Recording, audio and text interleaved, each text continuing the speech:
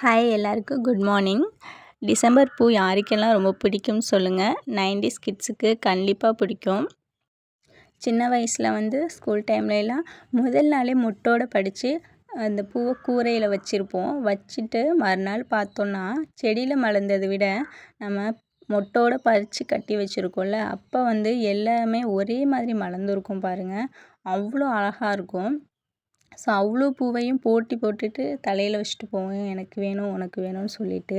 ஆனால் இப்போ யாருமே அதை கண்டுக்கிறதில்ல. பாருங்கள் எவ்வளோ அழகாக இருக்குது பாருங்கள். கலர் நிறையான கலர் இருக்கும்.